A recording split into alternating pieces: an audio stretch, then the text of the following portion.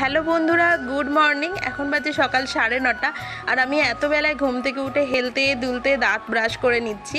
আর বাড়িতে আসলে এতটা আলসেমি লাগে, সে সকালে ঘুম থেকে উঠতে ইচ্ছে করে না। আমি ঘুম থেকে ওঠার আগে দেখি সবাই উঠে গেছে।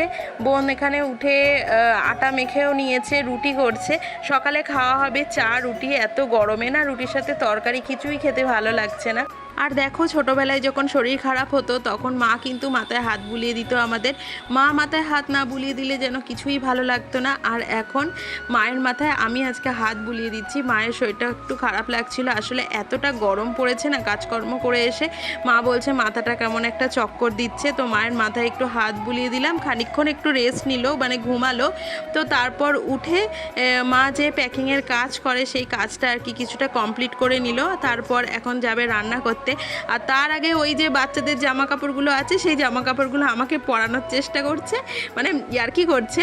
আর ওদিকে বোন তো হেসে পুরো লুটোপুটি খাচ্ছে। আর ও এদিকে ওর একটা নিউড কালারের ক্লিপ ছিল, তো সেটাকে একটা কালার দিয়ে আর কি পেন্ট করলো। আর এই কালার কম্বিনেশনটা তো আমার অসাধারণ লেগেছে। আর গত বৃহস্পতিবার থেকে প্রচণ্ড রিচ খাচ্ছি, মানে শুধু চিকেন চিকেন চিকেন। তো সেই জন্য মাকে আজকে বললাম একদম ভাত ডাল আলু সেদ্ধ করো। আর এই গরমে ডাল ভাত আলু সেদ্ধ আর সাথে পাতিলেবু, এর থেকে তো তৃপ্তির খাবার মনে হয় আর কিছু হতেই পারে না। আর যা মারাত্মক গরম পড়েছে না, ফিলস লাইক 44 45 এরকম দেখাচ্ছে।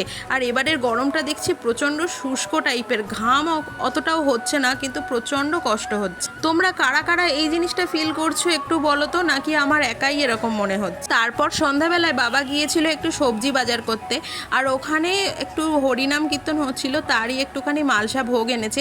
মাকে খাইয়ে দিলাম, বোন খেলো, বাবা খেলো, আর বাদবাকিটুকু আমি খেলাম। এই ভোগ খেতে তো আমার ভীষণ ভালো লাগে। তারপর তো মা রাতের জন্য রান্না চাপিয়ে দিল, পটল আলুর তরকারি হবে আর হবে রুটি।